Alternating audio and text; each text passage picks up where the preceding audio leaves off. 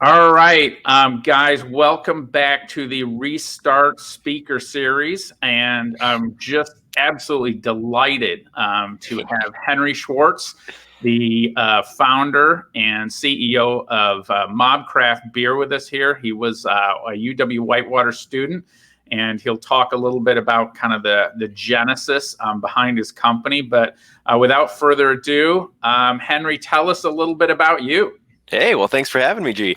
Yeah, you pretty much hit the nail on the head there. Run Mobcraft Beer, a brewery located in Milwaukee. And I've kind of been an entrepreneur my whole entire life before I even really knew entrepreneurship was a thing. Dating back to those days of being 8, 9 years old, running little businesses. From there, I kind of followed my passions and turned those passions into businesses. Throughout high school, I ran a skateboard store because that was what I was doing all throughout high school. Ended up going to college at UW Whitewater, studying entrepreneurship, and then fell in love with making beer. And that's where we launched this concept of having a crowdsourced brewery, where every month we take ideas from the people and turn those ideas into beer. Great. And tell us a little bit about how kind of the recipes evolved when you're at Whitewater. I mean, kind of a fascinating story there. Yeah. So dating back to the Whitewater days, one of the first recipes that we actually came up with, there are two things happening at the same time. I'm working on a cultural education for students business that never came to fruition at the Innovation Center, working next to a gal named Sarah Amiri, who was drinking a strawberry basil lime tea. And then on the other side of things, we were doing tons of home brewing and thought, strawberry basil and lime, that would make a really fun wheat beer. So we started taking, flavor profiles from different, non-beer scenarios and turning those ideas into beer. After a couple fun ideas like that, we started using Google Drive forms to take input from other faculty and friends and people in Whitewater. And we were homebrewing 5-gallon batches of these weird beers that other people came up with every month. And fast forward a couple weeks, we got, to a point where we were homebrewing about 50 bottles of these weird crowdsourced beers. And people were coming from Madison and Milwaukee to come pick up their one allocated bottle of this weird homebrew to try. So we thought, this business model of turning people's ideas into beer might have legs. And it kind of grew from there over the few years into the business that it is today. So tell us I don't want us to go too far off the path, but tell us a little bit about how you funded the business. Talk a little bit about that. I don't want to kind of steal your, thunder, because this is interesting, especially for the young entrepreneurs that are out there. Yeah. So, it was hard. The brewing world is a really competitive industry. So financing it is very difficult. It's not something that we could really run into the, tech startup world and get VC or angel money even. So we did a lot of traditional financing. Initially, we went to the banks and we asked them for $1 million as a bunch of 22-year-olds with one car. They're like, sure, here you go. No, they said no. They said, come back some other day when you're bankable, which, is a huge problem when your business has no track record or, there's no validity to your concept. You need money to get a bank to give you money. Yep. So we kind of went back to the drawing board and said, brewing is capital intensive. We don't have capital. We want to make beer. We have a cool idea. So how can we make this happen? And we found out that we could go to another brewery and do something called an alt prop, which through the federal government's eyes, you're using somebody else's equipment to make your beer. So our capital investment in starting a brewery was the price of one fermentation tank. And then we could start brewing one batch at a time.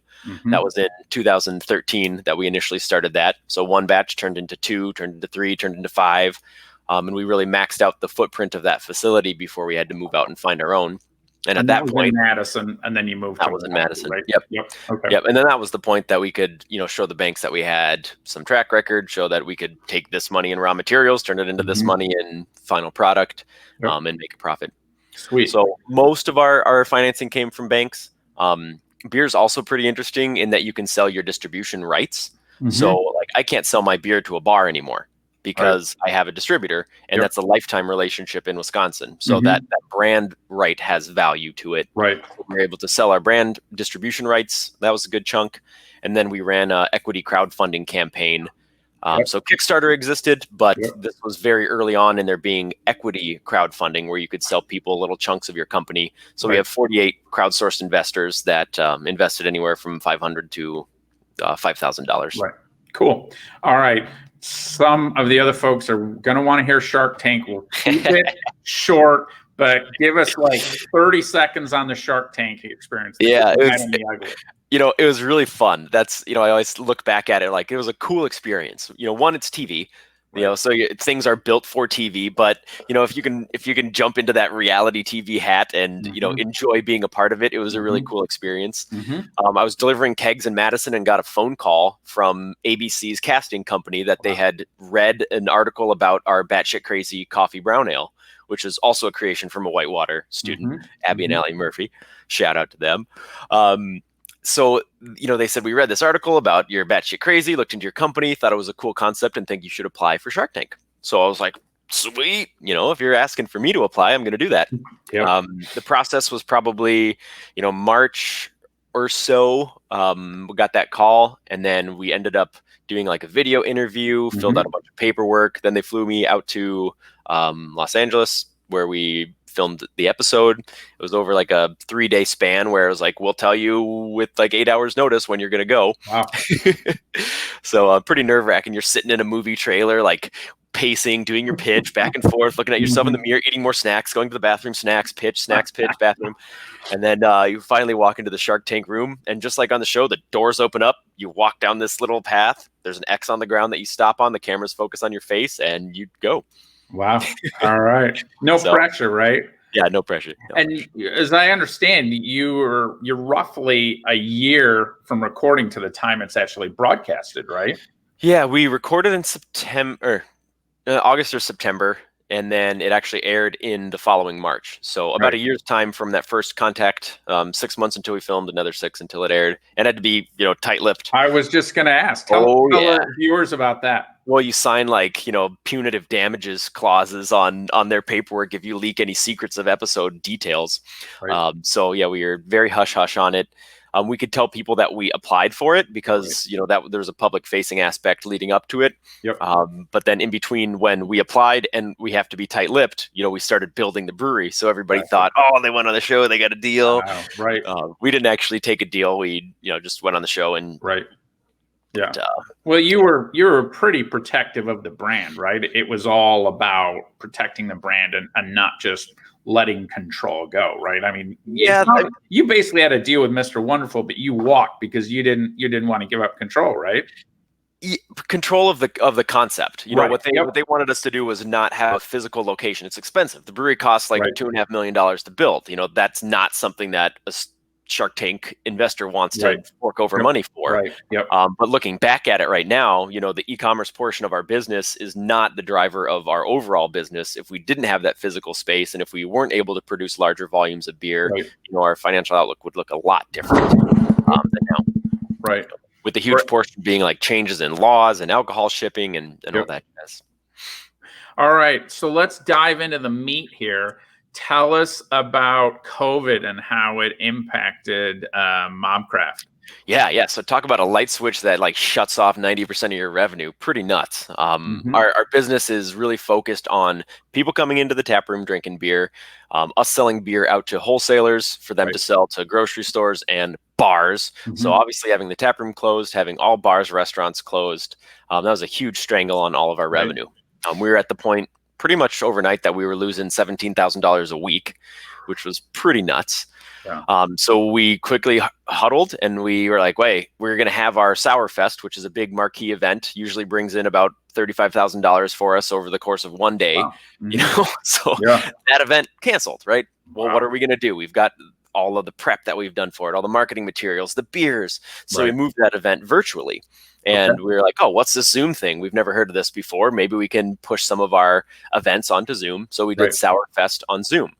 And we actually had people sign up for it. So how did that explain how that worked? So they used to be physically in front of you, and you said we just moved it onto Zoom. I mean, a lot of companies are like, oh, we'll just do it on Zoom. But tell us about the just part. Well, here's the hard part. We pre-sell tickets to this event. So we had about $15,000 in pre-sold tickets that were returns. So we're losing $17,000 a week. Now we have $15,000 in outstanding liabilities that we got to give back to people. And we didn't want to, obviously we offered a refund to people. We're not going to just be dicks, but we said, well, here's the ways you can do it. We've got a limited release beer that is Yep. not going to any stores. We're not even selling it in the tap room. You can transfer your Sourfest attendance, your ticket, Right. to a Yep. virtual one, and you'll get this beer that's exclusive that nobody else is going to get. So all said and done, we made about $2,000 in refunds, and then about $13,000 we converted over into Sourfest virtual tickets and created a really fun event about it. We partnered up with other local breweries. So let me just pause 1 second. I think there's something really important that the viewers don't miss in there. You converted this physical attendance into an exclusivity piece, right? I mean, that's pretty significant. I mean, you see the clever companies doing that and saying, look, you could have come. Now we're going to make you part of this special group, right? I mean, there's a really, really important, clever point in there. Yeah, it is, but then it has to be authentic. Right. In our minds, it wasn't what can we do to make people think that they're getting a better experience by going this route. It was literally what can we do that is going to be as good or a better experience for something that people wanted to participate in. Right. So, we did load it up with a lot of extra fun stuff, and I'm glad that people were able to cross from the real world into the virtual one. So that was one thing you did. Talk a little bit about this. We talked, briefly about this concept of a rising tide, right? Raises all ships, and how you partnered with other companies, because I thought that was a really, it was clever, it was innovative, it was altruistic. Just tell us a little bit about that. Yeah, and I think about the beer world is, it's a little dated, and a journalist actually told me this when I was talking to her for an interview. She was like, the brewing world is kind of like a mall. You go to the shopping mall, you're not going to one store, you're going to the mall, and you're going to a bunch of different stores. Right. So, craft beer is the same, where yes, there are some diehards who only drink one type of beer, but for the most part, people enjoy beer, the camaraderie, and then the relationships and experiences that they've had at other breweries. So I do as well. I've got people in the brewing industry that I've had great times with, either over a beer or doing collaborations, and I want to see all those people succeed, because that's what's built the brewing, community that exists. So it's not a huge way that we can do this. It's not like people are making thousands and thousands of dollars by us including them in their kits, but any chance to stay relevant and bring in a little bit extra revenue, doesn't hurt. Right. So in the events that we did after Virtual Sourfest, every weekend we've been holding a virtual event. And there's been a huge priority in partnering with local businesses, Black-owned businesses, and then having kits that feature other guest breweries. So we did hit that guest piece, and then the partnering with other food producers too. Because I think that those lessons can really apply to anybody, regardless of the sector that they're in. Yeah, so mutually beneficial is kind of the first reason that we did it, right? If we're going to say, well, I'll go back to breweries. So IPA, we did IPA homeschool. So when COVID happened, we had to shift our production. Our wholesalers said, no more kegs. We're not selling any. We can't take any. I have beer in the tanks, right? What can I do with this beer? My normal split is about 50-50 kegs to cans. And a whole entire batch, if that 50-50 SKU changes, that's a shitload of cans that I got to sell that I don't necessarily have customers for. So we had all of our summer IPAs in the works right when COVID hit. We had our rhubarb IPA that was coming back out in spring. We had our squeeze and juice juicy IPA. We had a milkshake IPA, and then I think a fourth milkshake IPA. So we had 4 IPAs that were in the pipeline, and we needed customers for them. So we did IPA homeschool. We invited 4 other breweries that also had super fresh. Tell us about the IPA homeschool. What is that? It was a weekend, a Saturday virtual Zoom. We do these every Saturday at 7 p.m. And we had our brewers get on. We had 4 different styles of IPA, and then we just really nerded out about this beer style IPA. Had the guest brewers on that they could jump in and talk about their IPAs that they were selling in their guest kits. So fans could buy these kits, pick them up at the brewery, have 8 fun IPAs, log on to the internet instead of, obviously couldn't go out to a bar and drink beers, Right. and then just kind of experience those beers with different players in the community. So I just want to, there's a lesson there too, right? I mean, with services that used to be delivered face to face, you better be able to deliver them online or go to the customer's home, right? So there's actually a member of our Restart Small Biz community, and she's a personal trainer. Instead of doing it face to face at the gym, she goes to customers' home. So that's on the service side, right? On the product side, if you're used to delivering it face to face, obviously you can deliver it to the customer, right? Or they can come to you. And you obviously, you have some challenges in the market where you can't ship beer to people's homes, right? So Correct. that's not an option where, we've got many, restaurateurs and retailers in our group, and they don't have that barrier, right? Where first of all, you have that barrier. I mean, why don't you discuss that? And then I just have one really important follow-up question on that. Cool. And I saw we got a question coming in the comments too. Yep. That's funny. You said you can't ship beer, but in Wisconsin, you can ship wine. So we started a winery. We started making wine, and we started a wine delivery service. We didn't make a ton of money off of it, right. but you didn't sneak beer in there in the wine bottles, right? No, we didn't. No. All right. But yeah, I mean, if there's loopholes, if there's hurdles, yes, you can't ship beer, but you can ship wine. So let's figure out how we can make wine. Right. Okay. I don't remember what you asked me. Okay. No. So that's fine, right? So it's this notion of if you can't deliver it to the customer, right? And some of, the people in the group, whether restaurateurs or retailers, they might not have the manpower to deliver. Now they could use Uber Eats or Instacart or service like that.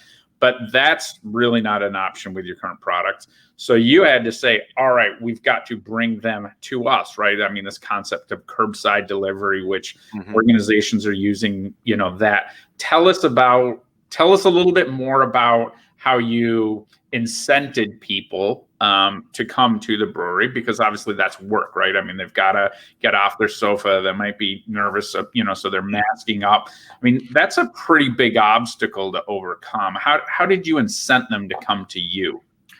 Well, I mean, the kits per se are a novel offering. It's not something that you can get elsewhere.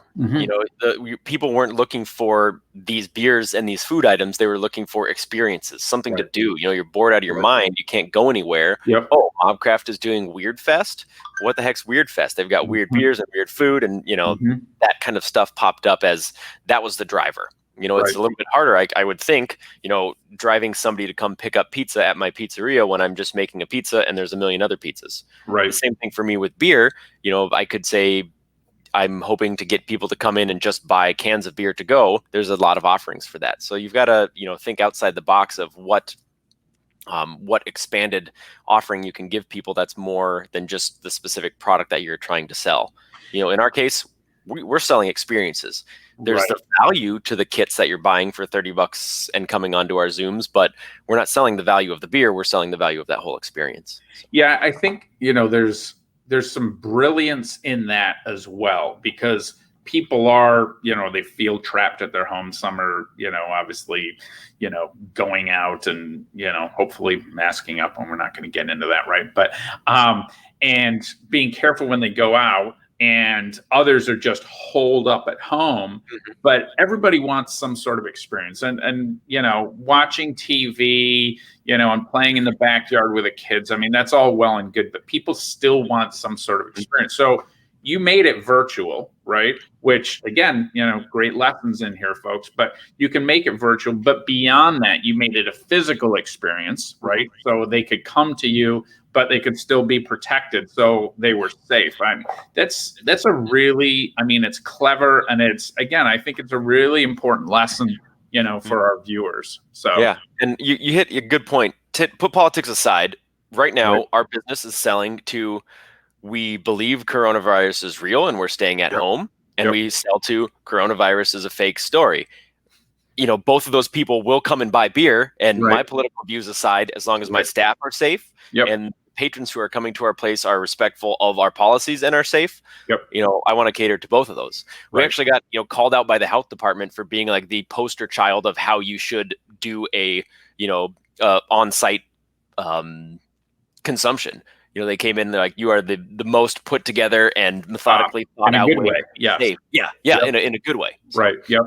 Do you want to hit a couple of the comments in here? Yeah, we're right at 20 minutes. So let's see. So Phil Rains has a question. Did they see a lift in other outlets? So yeah, I think that pertains to. Go ahead. Sorry. I was going to say, I think that pertains to like other outlets for beer. Right. Did see grocery stores really explode, grocery and liquor. So people went and flocked initially to go buy beer, which didn't help us at all. It was all Busch Light 30 packs when the pandemic started that people flocked out to get. But we did see an uptick in our grocery sales. Okay. And just, I guess a little plug here. If people want to get your products, obviously they can come to your tap room, which is in Milwaukee. The address, go ahead, give it to them. 505 South 5th Street. Okay. Right on the corner, kind of by the Harley Museum, just south of downtown. But the easiest way to find out everything that we're doing is mobcraftbeer.com/events. For all of our fun Zooms and whatnot, and then mobcraftbeer.com/support. That's literally got everything under the sun that we thought of selling, down to like used bourbon barrels you can have for planters, everything. All right, awesome. And then people can get it in retail, obviously, as well, right? Yep, pretty much. What sort of geography do you is it available in? We're in northern Illinois suburbs, southeastern Minnesota, and the entire state of Wisconsin. Okay, cool. So, and as far as size of stores, we're at Roundy's Pick and Save stores. We're at about 30 Walmarts in the Milwaukee area. Wow. And then pretty much everything smaller than that. Festival Foods has been a really good account for us. They've ran our Brewery of the Month a couple times, and they've been really good. Cool. All right, we got another one. What worked best in the collaboration? What was most difficult to make the virtual event happen? Collaboration one, I think we've hit that already. Tell us, what challenges did you have with making the event virtual? So I think the hardest challenge that someone in this scenario could have is personality. So looking at these Zooms, the first time that we got on them to go through and how are we going to entertain people for 2 hours? Right. And interact and still be funny and comical and build the following. So, we could have fumbled on that and it could have failed, but we were pretty quickly able to pick up, make sure we had the whole team on board. Okay. So, everybody's busy. Everybody might not want to jump on a Zoom every Saturday night, but for the first couple of weeks, we made sure that brewing staff were there to talk about beer. I was there to talk about the business. Elise was there to kind of navigate and respond to questions. So everything could get responded to, and it was not a cluster. Right. Okay, good. It was that would be the worst thing that I could see being the hardest to make the virtual events happen. It's not having enough people to, keep the user on the other side engaged with what you're doing. Right. I think you hit 3 points there, right? So you talked about the people, obviously people that want to be on camera, people are charismatic, whatever. The process piece, which you discussed that, and then the technology, right, which was Zoom. So, all right, someone love what you do. Great question. This one's from Kristen. How do you find the sweet spot between putting out superior quality in products and services and running fast with less developed products to be competitive in the entrepreneurial world? Okay, so I think we've got kind of, how do you balance speed, especially if you've got pressure, not just from investors, just staying ahead of banks and other people you need to pay, obviously liabilities that you have, and still maintaining great quality product. Yeah, you don't balance it. You make really good, high quality stuff fast. Okay, not easy. So some of the stuff that we do when it comes to a beer standpoint, I can only speak to my domain. We have probably brewed 300 different beers over time. Wow. That means that we've probably brewed every different style of beer ever imaginable. That means that due to good record keeping, we were able to recreate a lot of that. So within the the four walls of producing beer, we can easily replicate styles of beer and make sure that the beer quality is there. And then we've got our QC checkpoints in place, which didn't exist in the infancy of our company. Didn't really exist until like 2016 did we have a quality control team and lab. But now we've got all those checkpoints where if something doesn't pass, it doesn't go. All right. We found that people were pretty receptive to changes if something didn't work out right. We've got this great pairing. We were making a really weird one-off beer. It was going to go with it. We're trying to run at the exact same time. That beer tasted like crap. We're dumping it. We're substituting it for this. Right.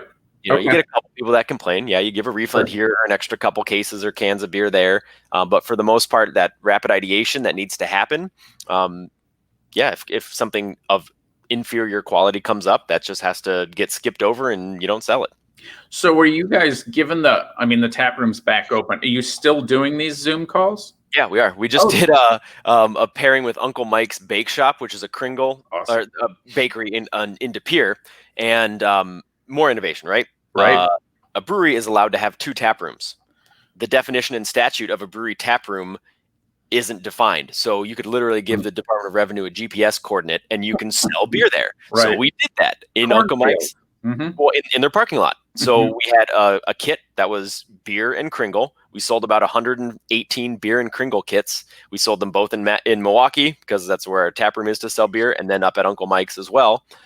So that was just 2 weekends ago. We did beer and salsa with that salsa lady last weekend.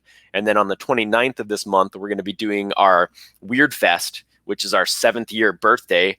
And we've got all sorts of fun stuff coming down the pipeline for that. Cool. And I think, you hit that you hit that point about a rising tide, right? And really thinking altruistically, not just, oh, I need to save my business, but how can I help other businesses too?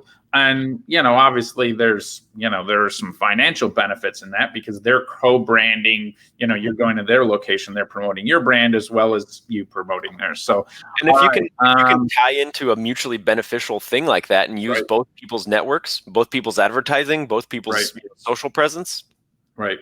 Really important. Great point.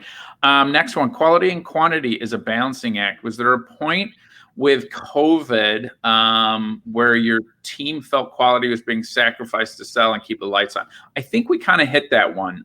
Is there anything you wanted to kind of expand on from what I mean, you our, said our before? problem wasn't making beer faster. It was the outlets for beer had dried up. So we Okay. had more beer that we had the risk of going bad that we had to decide, how we were going to move forward with that. So like Okay. with our wholesaler, here's an example. We had just came out with our amber, which you tried. Mm-hmm. We hadn't ever My canned. favorite. I never would have thought, oh my God, the amber is my favorite beer. It is. It is It's a damn good amber. amazing. I'm going to swear. It's my show. Amazing fucking amber beer. You guys have to have it. So, Yeah, all MC right, Amber, go out and find it. But so we hadn't sold cans of that. And right. we had just done a huge batch of kegs right before COVID hit. My distributor was sitting on, probably 100 kegs of this beer, and there's no bars. So I Wow. bought back all the kegs. I emptied all the kegs into our tank. We reran quality control, and then we quickly made a label, and Wow. we canned all of that amber, and then sent that amber back out to the market as a product that we could actually sell. Okay. All So, right. I mean, there's QA, QC checkpoints in there. Sure. Not necessarily the best idea to take beer out of kegs, put it back into a giant tank, and then fill Right. cans. But, that quality control was there. And that was an example of being able to do that. Great. We got a question from Charlie. At any point, have you ever made a flavor that majority of consumers didn't approve of, in parens word of mouth customer review?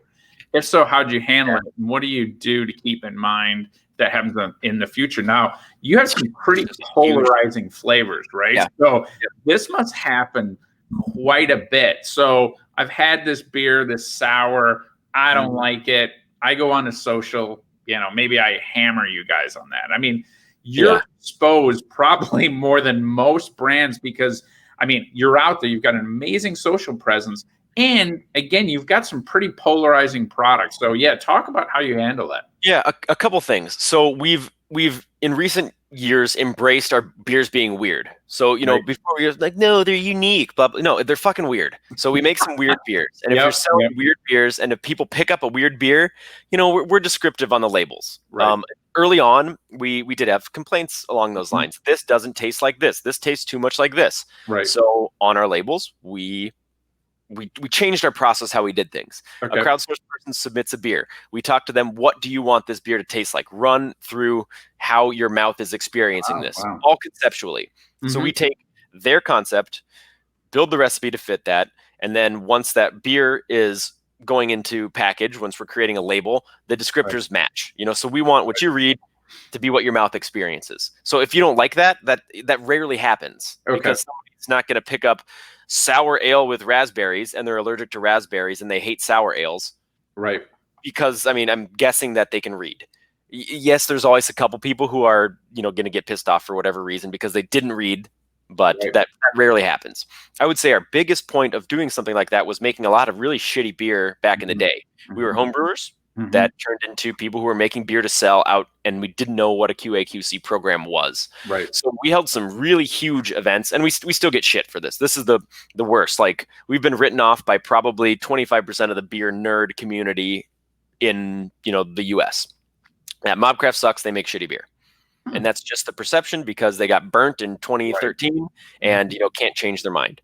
Right. So we've had, I would say, like 100% of the beer nerds didn't like us in 2013 and 14, but we held these things like Mobcraft 2.0, where we went through our whole entire thought process of how we learned what beer quality control was. Right. We wined and dined people. We got cheese and snacks and beers and our really high end stuff, and we had a huge presentation that we put out.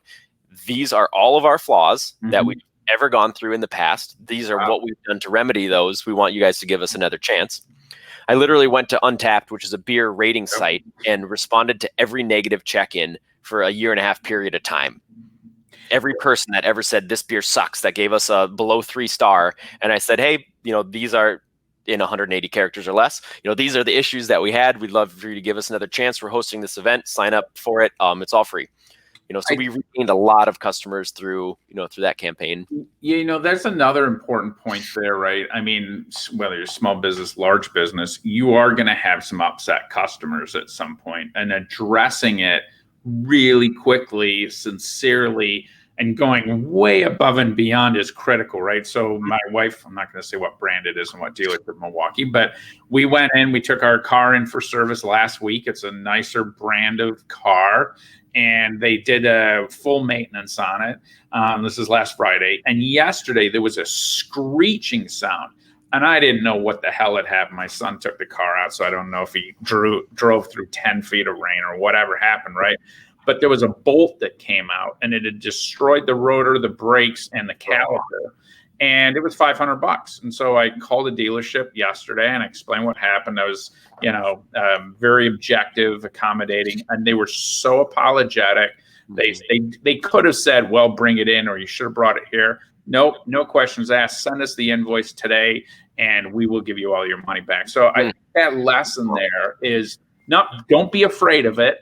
I'm not saying naturally embrace it, but talk about it. Don't make excuses, and explain kind of, what you're doing. And I think the last thing there too is you stuck to your mission, right? Your beer flavors, again, they can be pretty polarizing. And you saying, look, this is who we are. We're not going to change, who we are because we pissed off a few people, right? Again, really important message for small business owners out there. Yeah, you got to be authentic and own it. Anytime you make a mistake, you can't just sweep it under the rug. Right. You got to be authentic and own your mistake. So. Okay, we're a little bit over here, but we've still got questions coming in. Last one here, I've got expansion plans, more physical locations, new markets, more online sales, no pressure. What about non-alcoholic products? So about the future. One thing that I'm about 2 months into working on is this, like, I don't know. We looked at the company at the end of last quarter, and I said, all right, I want to make, $200,000 more in profit at the end of 2021. Okay. So I put a monetary goal of where I want to be upfront, and then I'm looking at all facets of what we could do in our business to make that happen. We've been working for a long time, underpaid, and just want to be able to be more stable. Yep. So there are tons of expansion plans, vetting, buying existing breweries that are going out of business, building a secondary location in multiple different cities or states, expanding our event space. So we've really amped up, until COVID hit, the amount of private events that we had at the brewery, weddings, bachelor parties, whatever they may be. The square footage of our facility is expensive, and that is something that we could turn into that retail event dollar versus production space. So we're vetting, how do we move all of our storage of our cold product, all of our kegs and cans that are going out to distribution offsite, and turning our place into an event space. So that's one. We have an offshoot brand that isn't Mobcraft that we're vetting. Oh, really? The concept of launching. Yeah. We've got a new product that's going to hit the market at the end of September called Agave Fizz. Huh. It's a sparkling agave wine brewed with 100% blue organic agave nectar, no sulfites, non-GMO. It's not beer, it's not wine, it's not cider. It's a new product category. So launching that on a national scale. And then since we got our wine license, that Mhm. includes the production of cider. So we've Yep. started dabbling in that. So we'll be, looking at what happens if we launched a full suite of a cider brand, Gotcha. distributed through traditional Yep. distribution. Then we've looked at the online components with wine sales, because you can sell wines online, the cider's included. So if those two brands, Agave Fizz and Mobcraft Cider, went live, there would definitely be an e-commerce component. Nice. And then finally, looking at some of the more traditional aspects of beer, seeing if we can make a run expanding our footprint. So what happens if we turned on the whole entire state of Illinois? What happens if we turned on the state of Minnesota from a traditional wholesale standpoint? Gotcha. And finally, contract brewing. We've got excess capacity at the brewery. It's a lower dollar amount that comes in, but it's fairly easy in the grand scheme of things. You make a beer, you give it to somebody, they sell it. So that's the whatever umpteenth option of business shifts that I'm looking at to add some additional revenue. Okay. Last thing. So how do people engage? And if you want to talk, the most novel concept is the submission and the vote. So if I have a recipe idea, tell me step by step, because I'm hoping some of our viewers here are actually going to submit some recipes today. Tell us literally step by step what they need to do. Yeah. So mobcraftbeer.com, there will be a submit tab up on the top. You submit your beer idea there. It doesn't have to be a recipe. Okay. It could be as easy as a couple flavors you want to see together, or if you are a home brewer and you want us to take a crack at your recipe, you submit it through that submit tab. Then how we weed out the dirt and worms beers and beers that don't have enough backing to actually get people to buy them. We have an algorithm that tracks the beer's popularity across the internet. So you've got to talk about that. So I've submitted a recipe. It's on my shoulders to really build your brand, right? And get your network to back your beer for it to even make it into the vote. So we take the 8 beers that have the most social shares across the internet, and then the top 8 beers make it into the vote. The vote goes on from the 1st through the 21st of the month, and people vote with their dollars, saying if my beer wins, I will buy 4 or 6, 12, or 24 cans of that beer. The beer with the most pre-orders, which is a vote pre-order, that one wins, and we put that through production. So I have to vote, or excuse me, I have to commit to buying the beer even if you don't submit my recipe, right? I mean, that's part of the terms and conditions of submitting. It's a pre-authorization on the card. So nothing gets charged until the vote closes. If your beer doesn't win, there's a checkbox that says, if you want, I'll take whatever beer wins. Oh, okay. But you don't have to pay for whatever beer does win. Gotcha. So I put it through. My beer wins. I've agreed. Well, my beer wins, or I've agreed to buy whatever's the most popular. Tell me what physically happens next, because again, it can't come to my home. Yep. So the beer goes through its production process. If you win, you drink your beer for free for life. You come to a brew day. You help. That's an important point there, right? As an avid beer consumer, right? You need to give some real fix on how I drink for life. So your beer, as long as it's in production, you can drink it at the tap room. Wow. All right. So if your beer was Laughing Clown Chocolate Stout, that was a winner, and we've brewed it for 4 years, whenever Scotty comes to the tap room, he gets whatever size glass of 10% Imperial Chocolate Stout he wants. All right. Brilliant. That's awesome. Well, we've got Phil Rains. He actually has a honey farm. He's got an idea. He's going to submit that, I'm sure, today, knowing Phil. Just want to thank you so much, Henry, for being here. Awesome, as always. Insights, exciting. You've really, adaptive and become innovative in face of COVID. So, Thank you. Congratulations for that. Mobcraftbeer.com. And we will talk to you guys next week. And we've got a John Ullman, and he is going to be talking about sales funnels, click funnels. So, Henry, I'm not sure if you guys use any funnels, but maybe, not for beer, metaphorically through the web. Might be interested in that too. So again, thanks a lot. Have an awesome day out there, guys. And thanks again, Henry. You bet. Thanks for having me. We'll talk to you soon. You guys. Cheers.